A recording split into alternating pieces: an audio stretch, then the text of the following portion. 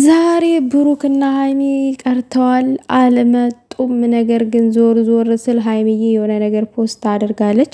ግን ያው ጦሎት ነው ፖስት ያደረገችው። ለምን ቀሩ ለምን እንዴት እኔ ምንም አላቅምም። የሆነ መዝሙርም አለቀቁልንም ወይንም ዘፈን አለቀቁልንም። ዛሬማ ጥፍት ነው ያሉት። እውነት ጥፍትፍት አሉ። ኧረ አትጥፉ እንጂ እንደዚህ እንደምትናፈቁ እያወቃችሁ ባጠፉ ጥሩ ነው። ጥሩ ነው። ሰላም ጤና ይስጥልኝ። ውድና የተከበራችሁ የኔ ቻናል ተከታታዮች ሰላማችሁ ይብዛልኝ። የገና ጾም እየደረሰ ነው። እንኳን አደረሳችሁ ብያለሁ።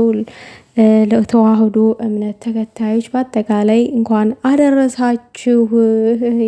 አይጾም እኛ እንደው ለሀገራችን አብቅቶን መድኃኔዓለም ለመጾም ያብቃን።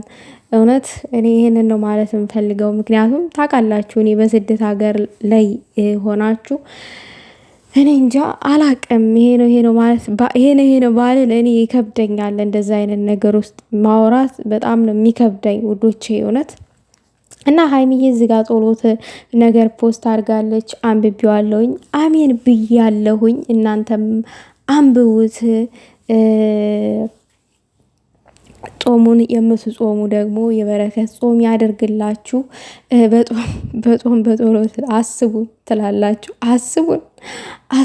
አሁን እኔ ነኝ የምጾመው ወጥቼ ለመሳደብ ወይ ውዶቼ? ጾም ስንጾም ምግብን ብቻ እኮ አይደለም የምንጾመው፣ አንደበታችንም መጾም አለበት። ከሀሜት ከስድብ ከተለያዩ ነገሮች መጾም አለብን።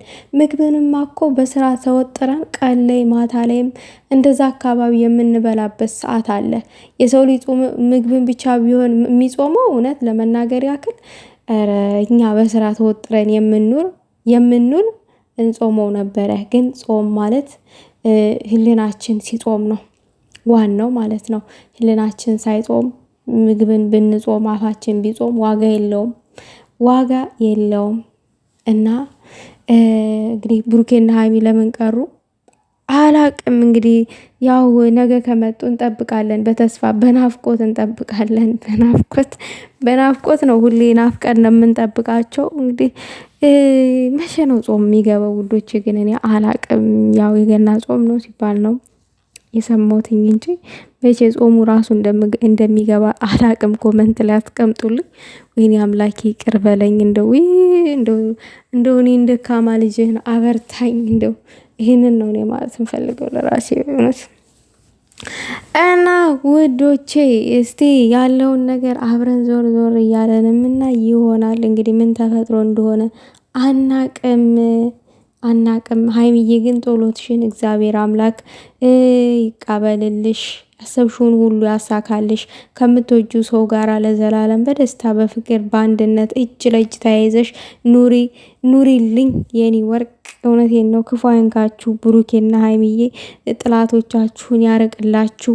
እውነት የስኬት በቃ የደስታ ምን ልበላችሁ ዘመናችሁ ሁሉ የተባረከ ይሆንላችሁ። እኔ ሌላ ምንም አለም። እኔ አንድ ከንቱ ለራሴ የማጸልይ ሰው እኮ ነኝ። እንደዚህ የምቀበጣጥረው ትላላችሁ። ኧረ አምላኬ ልብ ስጠኝ ተው።